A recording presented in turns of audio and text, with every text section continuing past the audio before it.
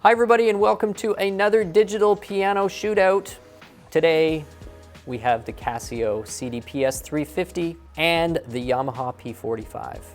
Both instruments very popular in the entry level for weighted 88-note digital pianos. We've never compared them before. This was a request of not just one, but several of our viewers, and so we made it happen.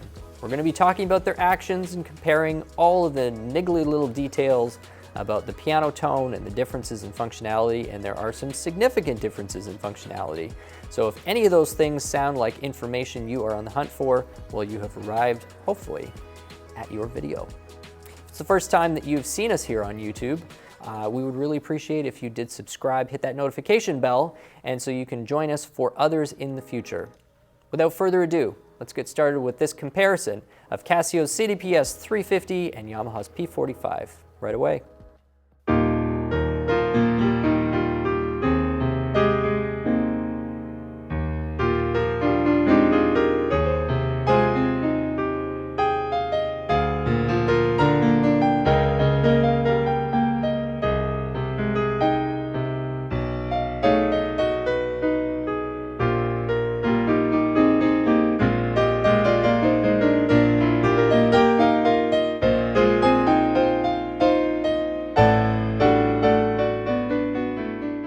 So I think it goes without saying that if you are looking for an entry-level weighted 88-note piano and you aren't feeling quite as adventurous as to start hopping on Alibaba and rolling the dice with some unknown, unbranded product from China, or the latest and greatest super good deal from Amazon, you want to stay with some brands that certainly seem like they're going to be around to support warranty and obviously have some kind of an industry musical reputation, you're probably going to come across the Yamaha P45 and or the Casio CDP-S350.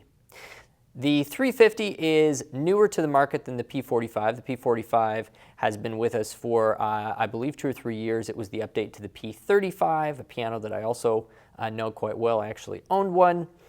And these two represent probably, along with maybe the Roland FP10, the best two options to be looking if you are wanting to keep this under, say, $700, $750. Regardless of what market you're in, they all kind of fall in that price range. And so we're going to be taking a look at both of these. We're going to be talking about the sound and the action and the features, as we said in the introduction. And let me first start by saying that on paper, the Casio 350 just absolutely destroys the Yamaha on pretty much all fronts. But as with any instrument, what it says on paper is not always what you get in real life. And so believe me, there's still quite a few reasons to keep the P45 on your list if you're already a Yamaha fan. And so we are going to look at both sides and really give you as objective a comparison as we possibly can.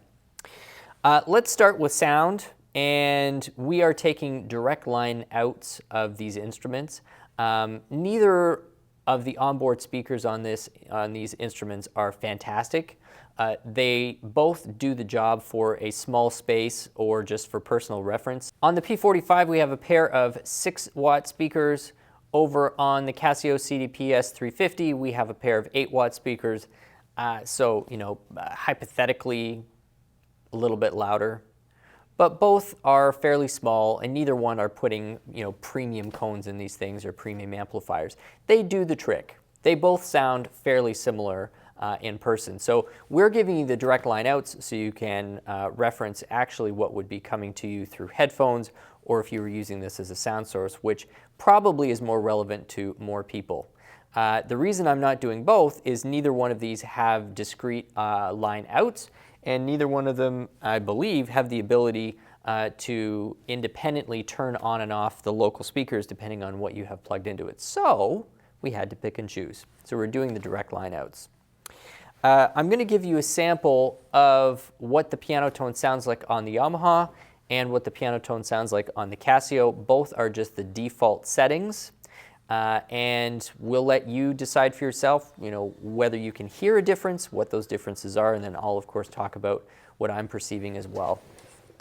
So here's the P45 first.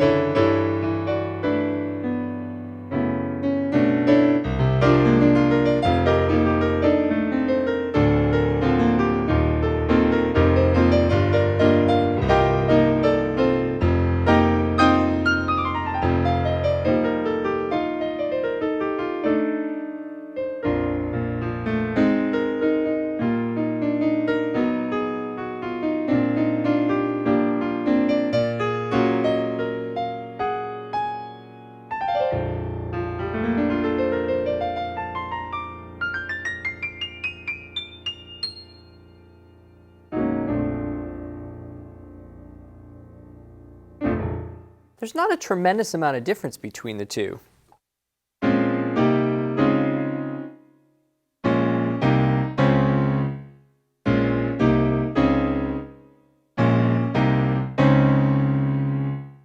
I think on the default sound, on the default piano, my ear favors the Yamaha.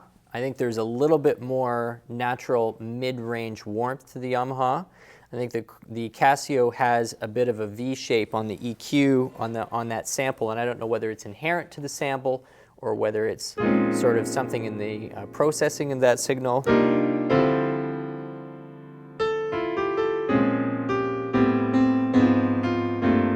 Having stated that preference, I don't think it's a strong preference because, as I said, on first listen, these are not dissimilar tones.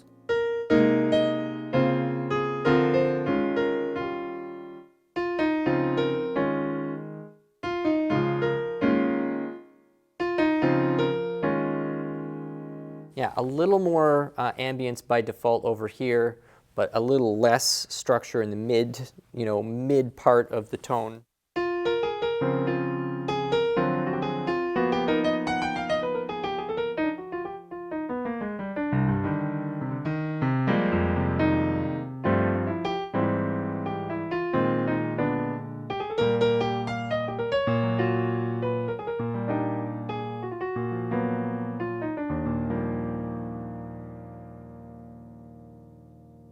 Yes, the shape of the tone I prefer over here, but it is a more simple sample.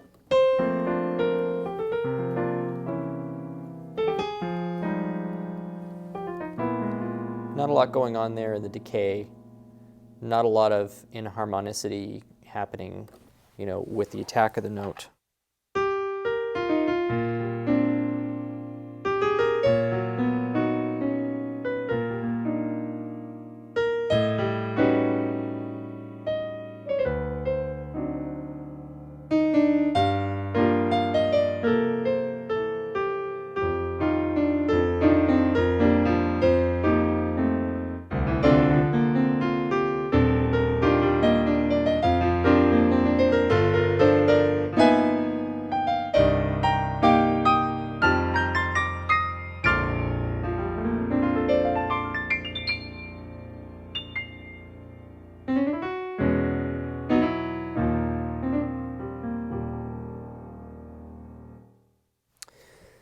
So those are some of the differences I'm hearing with the acoustic piano. There are, in total, I think 10 voices over here. There are hundreds of voices on the Casio. And so here's where we start to get into very much an apples and oranges type of comparison.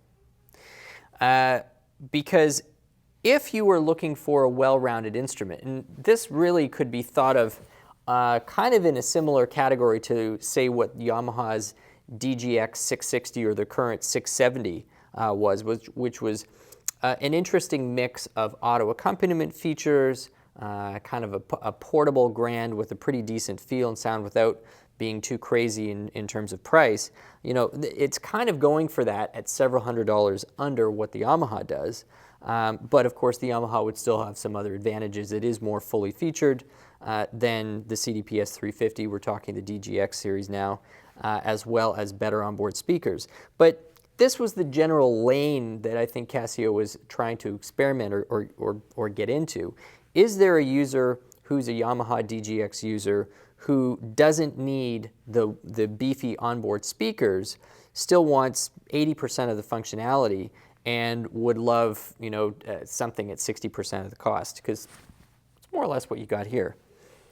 Over here, you've got a piano which is very much focused just on replacing at a low cost and in a portable format an acoustic piano, and not much else. So we've heard the difference in the piano tone, and now there's a vast difference in the quantity of selection, and it is pretty extreme. How many tones do we have here? I know I could look this up, but this is a little more fun. Well, we're up to 697 so far.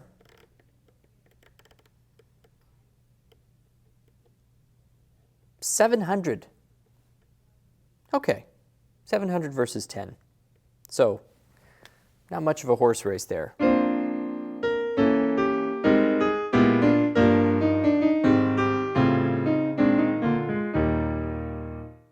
Both have tone processors or tone engines that output at a maximum of 64 notes worth of polyphony. I can tell that Casio is pushing their tone engine a little bit more, because even though it's very difficult to detect, every once in a while I'm hearing a few more milliseconds worth of delay in the attack of the note versus on the Yamaha. So there's just a tiny bit of latency that shows up every once in a while on the CDP-S350. And I took note of this as well when we were comparing this to the PXS 3000.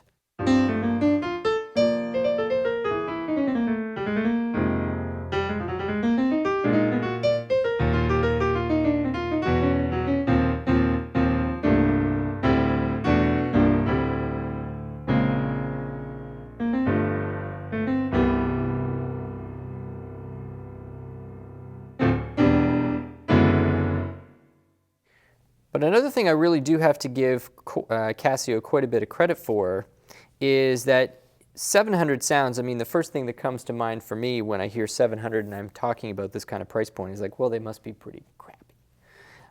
But in fact, when I start to get into some of the E-pianos, some of the pads,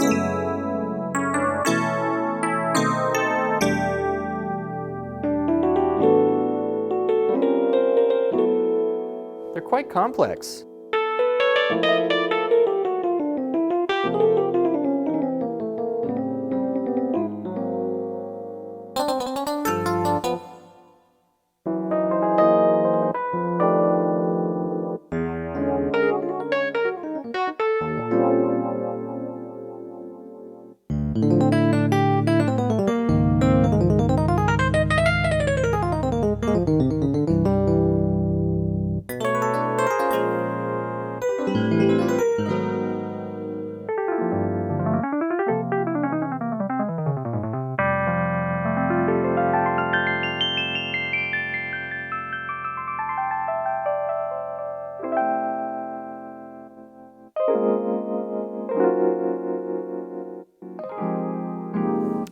Tons in there that are totally usable, like good enough for a recording project, definitely good enough for stage use.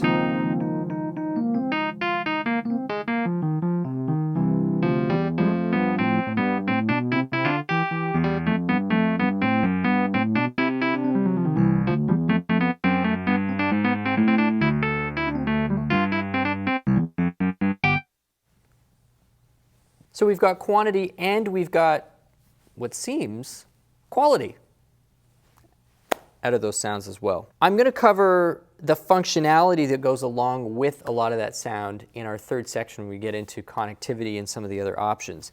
But it isn't just the quantity of tones on the Casio. This is a full auto accompaniment system. It has onboard recording, and mercifully, with 700 sounds and different ways to pair them up with layers and splits, it's got registration options as well. So we're going to leave the sound there for now, move on to a discussion about action, because that's a really important one, especially when it comes to these two instruments. Thank you so much for being with us.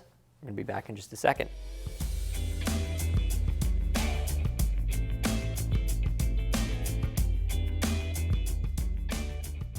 When it comes to the action of both of these instruments, I wouldn't necessarily say that either one of them blew me away, but there are parts to both that I like. There are parts to both that I don't like very much. But it isn't quite like complaining about a digital action like 10 or 15 years ago. If you found a digital piano action 10 or 15 years ago you didn't like, chances are it really stank. The gap between the worst and the best actions now, with so much of the improvements that the industry has brought to it, and I think just the popularity of the instruments is driving more a need and more demand for just quality at a lower price. So the gap between worst to best is a lot narrower now than it used to be. So you should put that into context. When I'm wrinkling my nose now, it would have been a dream, in comparison 10 or 15 years ago. The CDP-S350 uses a highly textured white key and a black key, and it's a really compacted action. And Casio has done some funky things with the geometry there to basically compensate for a much shorter key and a much shorter key weight, and it creates a slightly different playing dynamic where when you are playing relatively slowly or lightly, even at a medium dynamic, feels good.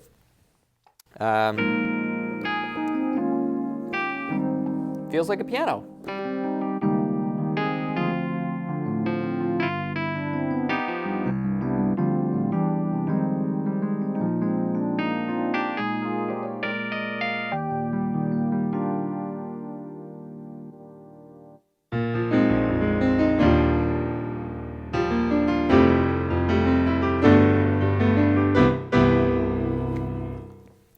The minute that you start playing some fairly intense, fast and loud, or faster and louder on the CDP-S350, the dynamic resistance of that keyboard starts to feel less natural.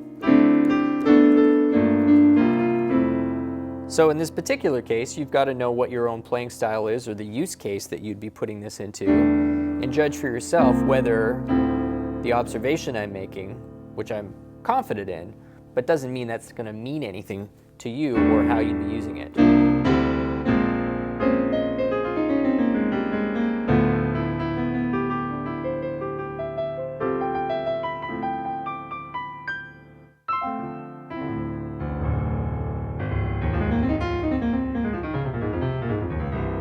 Yeah, fast and relatively soft, like kind of just dancing over the keys like that. They feel great. It's when you're really laying into it, fast and louder, that's when you kind of notice a bit of a difference there.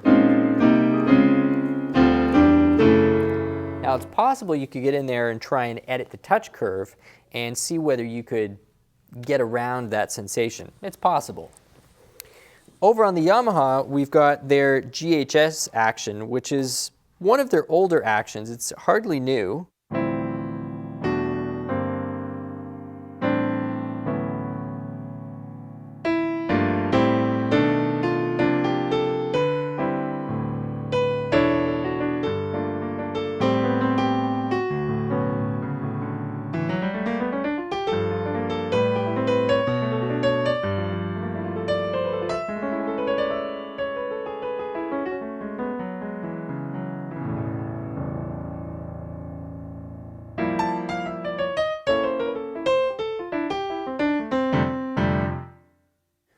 I like the weight of this action.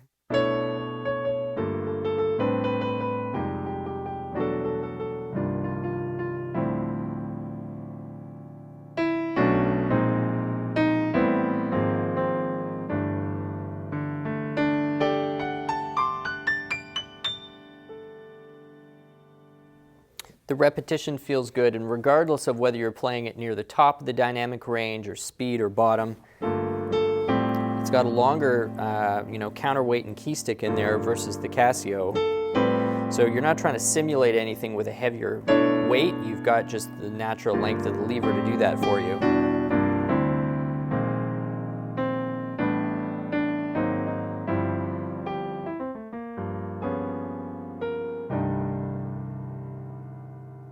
Now, it's got a dual sensor, just like the Casio does as well. But in some combination of either the way they've set up the touch curve, the tone generator, or the accuracy or lack of accuracy that they may be aware of that the action provides, they've set the dynamic range, or the level of expression you can get out of this, it's very narrow.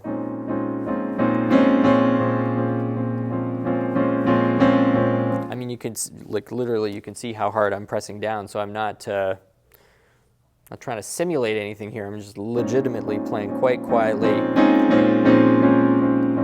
So yes, there's a dynamic difference, but it's quite narrow. A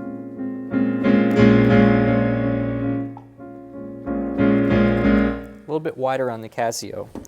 So I know that may not exclusively be a function of the physical action, but I do tend to associate those kinds of behaviors with action.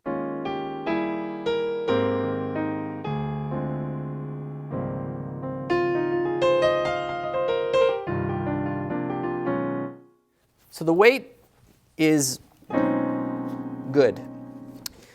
The key surface, particularly on the white keys on the GHS, tend to get quite sticky. There is literally almost a mirror-like finish on those white keys. So there's nothing really to absorb any of the oils. There's nothing really to provide a little bit of glide. So, and I've mentioned this in a few other reviews, there is no other action on earth that is going to, over the course of a 2 or 3 hour gig, start to peel back my pinky from the nail more than a Yamaha GHS. And that is said with very real experience behind it.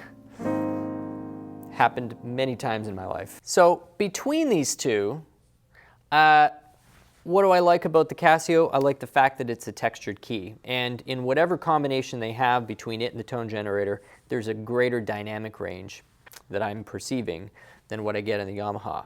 So those are the pluses. The minuses, a bit of an odd physical sensation when you're playing loud and fast. However they've kind of simulated that extra weight by shortening the key, obviously just with a bigger counterweight but not as long a lever. There are a few situations where that doesn't behave quite as I would like.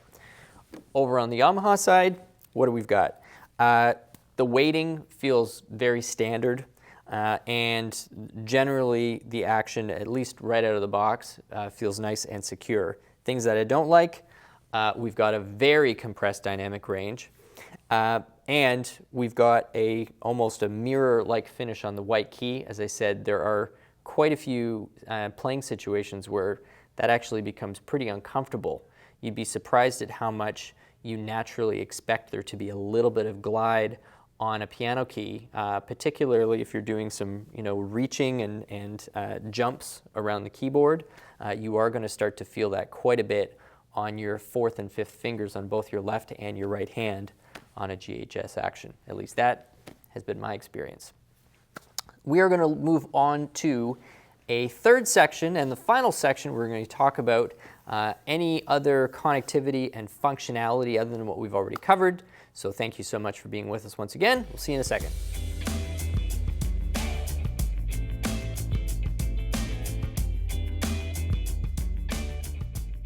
The P45 has its basics. You've got the ability to layer some tones. You've got the ability to split the piano. You've got a few basics like metronome and what else? Transpose, and a few MIDI transmit options. The piano, at least to my knowledge, is not compatible with any Yamaha-made external control software. I've tried to use it with both of Yamaha's current apps, and they both kind of blip up with a instrument not compatible. So you're kind of just left using this either as a MIDI controller, which is fine, and you just take a little bit of time to get to know those shortcut keys. And more or less, that's what you have in the P45. When you jump up to the P125, which we have reviewed on its own, there are quite a few other things that you get. The ability to control it with an external app. You've got discrete quarter-inch audio outputs, beefier speakers, and some onboard auto accompaniment, as well as a USB audio interface. So the P45 certainly has its place. It's shaved off several $100s between it and the P125.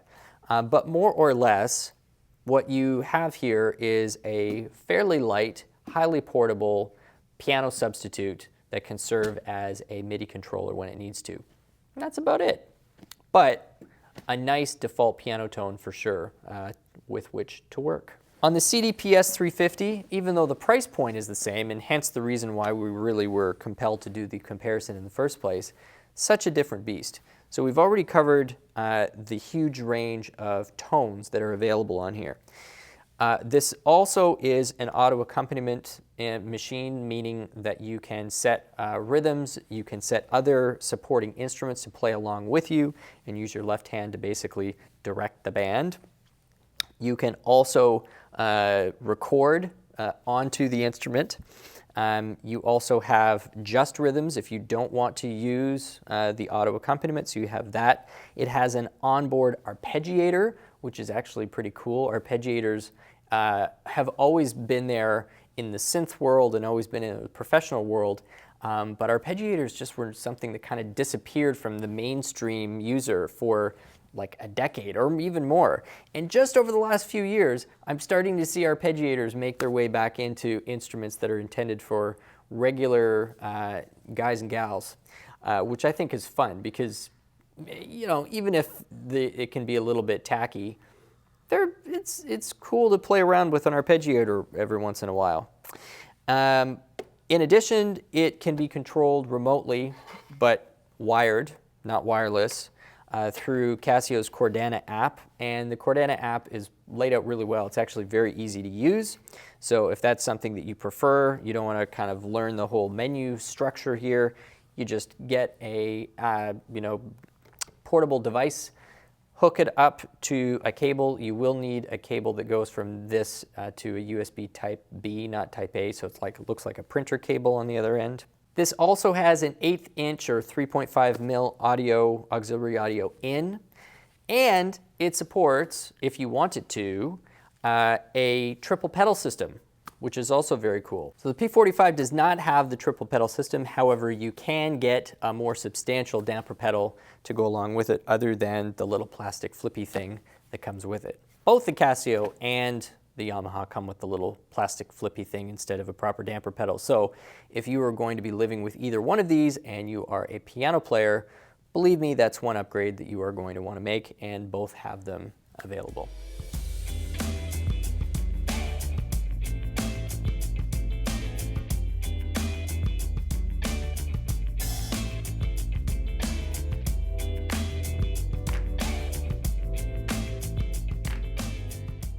So I hope that you have enjoyed and learned a little bit more about both of these instruments.